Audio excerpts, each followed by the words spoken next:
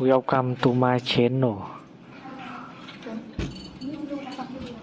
Try to hear the latest story. When I questioned why her Instagram bio still claimed she was unattached, she called me overly emotional. She said, "Chill, it boosts my likes." So, I shared one of our engagement pictures with the caption, "She's unattached now," and signed off. My phone blew up with 83 missed calls. Let her deal with the comments herself. I never imagined I'd be the one airing relationship drama on Reddit, but here I am. They say looking back brings clarity, and now I see the warning signs were glaring, but I was too charmed by their vivid hue. I met Sophia at a friend's birthday bash 3 years ago. She was captivating, tall, poised, with an aura that drew everyone in. We clicked instantly, swapping numbers that night and texting until dawn. Our first date was a 12-hour city adventure, and within weeks we were a couple. Sophia was an aspiring lifestyle influencer with a growing Instagram presence. About 15K followers when we met. She shared daily fashion posts, sponsored links, and snippets of her life. I was fine appearing in her content. I was proud to be hers and supported her dreams. 6 months ago, after 2.5 years together, I proposed during a quiet coastal getaway. Just us, a deserted beach, and a sunset. She said yes instantly, tears in her eyes as I placed the ring on her finger. Felt perfect. A passerby snapped photos of the moment, which I thought was romantic then. Now, I realized she'd already eyed the ideal backdrop for her post. The engagement announcement exploded, earning nearly 30K likes, her biggest post ever. Her followers surged by thousands overnight. Suddenly, brands, wedding venues, jewelers, planners, were pitching collaborations, eager to join our story. Our relationship always had a public side through her social media, but post-proposal, it changed. Genuine moments became photo ops, private talks turned into content strategy. Everything needed to be captured, edited, and posted. I adapted, it was her career and I wanted to support her. Then, a month ago, I noticed something odd. Her Instagram bio still read, unattached. I assumed it was a mistake. People get busy, forget to update.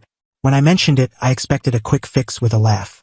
"Oh yeah, I know," she said, barely glancing up from her phone. "You know?" I pressed. "So, are you going to update it? We've been engaged for 5 months. She sighed, the kind of sigh reserved for an annoying kid. "It's not a big deal. The unattached vibe fits my brand. It's what my audience likes." I paused, processing. "But you're not unattached. You're engaged to me. It feels strange that you're still presenting yourself as available online." "You're being too emotional," she said, giving me that look she uses when she thinks I'm overreacting. "Chill. It gets me more likes. Guys engage more if they think I'm available." "Available for my fiancé?" I asked, keeping my tone light despite the sinking feeling in my gut. "It's not like I'm actually interested in anyone else," she said, eyes back on her phone. "It's just a social media tactic. It's not real." But it felt real to me. The idea of Sophia intentionally misleading her followers, encouraging men to interact by implying she was available, unsettled me. It wasn't about jealousy, it was about trust, respect, and whether our engagement held the same weight for her as it did for me. I tried raising it again a week later after reflecting. Her response was sharper. "Why are you so insecure?" she snapped. "This is my job. Do you want me to tank my engagement metrics because you're feeling possessive? I'm not hiding you. I post about you constantly." She was right, I was in her posts regularly.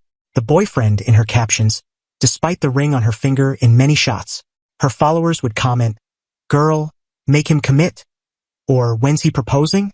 She'd reply with vague, flirty responses like, "Maybe one day," or "Keeping my options open," never clarifying we were engaged.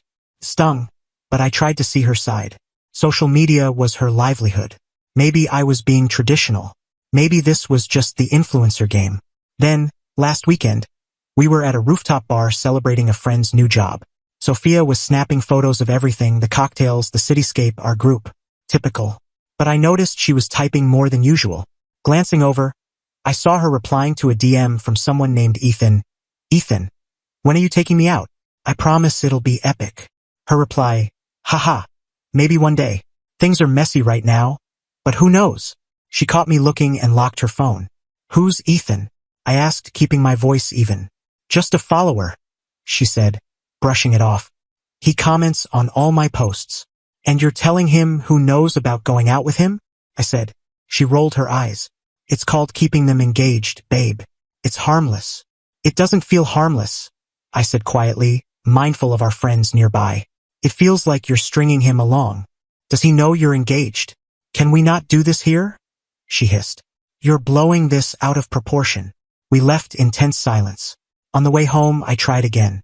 I don't get why you'd make some guy think he has a shot with you. We're getting married in 8 months. Oh my God, she groaned. It's not that deep. It's just how you keep followers hooked. You don't give them what they want. You just make them think they might get it someday. So you're using the idea of being available to keep guys following you, even though you're taken? I asked. Everyone does it, she insisted. It's practically standard practice. Why are you acting like such a child about this? A child? Too emotional, insecure, possessive. The pattern was undeniable, and something in me broke. You're right, I said, suddenly calm. It's not a big deal. She looked surprised, then relieved. Exactly. I'm glad you're finally getting it. The next morning, I made breakfast as usual, kissed her goodbye as she headed to a shoot. Then I opened Instagram, something I rarely did. My account was mostly inactive. Some travel photos, a few milestones, nothing recent. The last post was 8 months old. I found one of our engagement photos Sophia had tagged me in. A stunning shot of her glowing, the ring sparkling, both of us radiating joy. I downloaded it and posted it to my account with a brief caption. After some thought, she's unattached now. Wishing her the best. Then I silenced notifications, logged out, and drove to the coast for hours, needing space to process the public choice I'd made. When I got home, Sophia's belongings were gone. My phone was a war zone. 83 missed calls, 107 texts, voicemails galore. From Sophia. What the hell? Call me now. You can't dump me on Instagram. Answer your phone. This isn't funny. My comments are exploding. Fix this. From friends. What's going on? Sophia's losing it. You okay? This doesn't seem like you. Hacked. From her sister.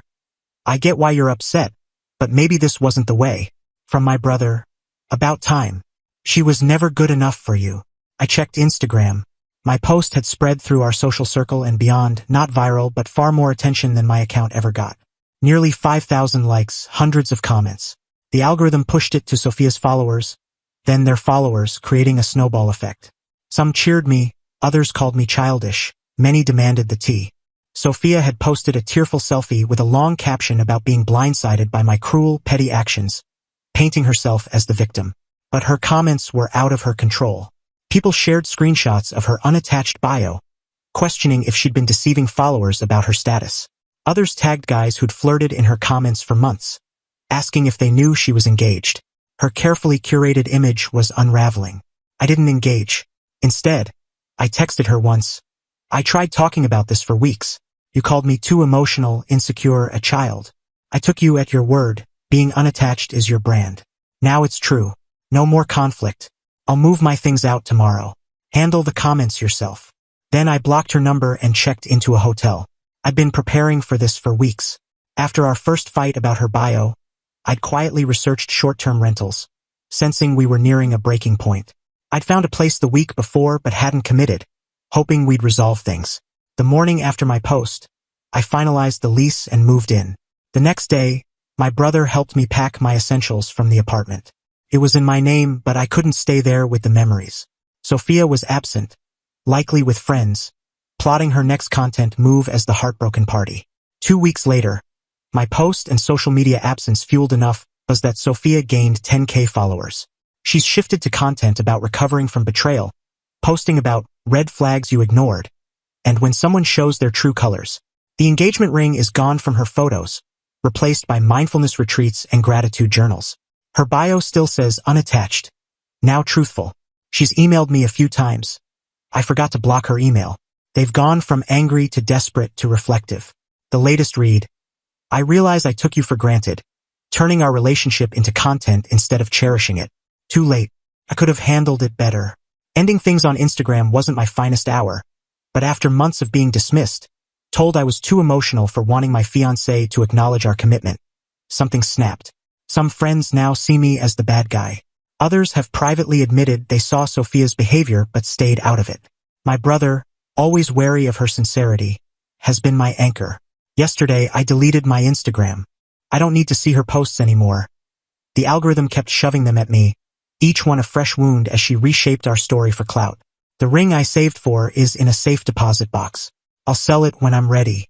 For now, it's a lesson that some things should stay private, sacred, real.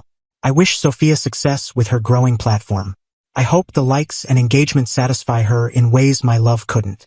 This is about what's authentic versus what's for show, what matters versus what doesn't. I wanted a partner who valued our bond more than her online image. She wanted followers more than me. We both got our wish. She's free to be unattached without contradicting her brand. And I'm free to find someone who doesn't see my feelings as a hurdle to their social media game. Edit. I didn't expect this to blow up. Yes, she's reached out, but I'm holding my boundaries. To those calling the public breakup petty, you're probably right. But when you've been gaslit for months, petty can feel like standing up for yourself. Edit 2. The apartment was mine from the start. She moved in a year into our relationship, but her name wasn't on the lease. I've moved out anyway, too many memories. Edit 3. Did social media ruin us? No, it just exposed who she was, a person who chose likes over honesty, engagement over respect. That was always her. I just ignored it. Edit 4. Final update. It's been a month. I'm doing better than I thought.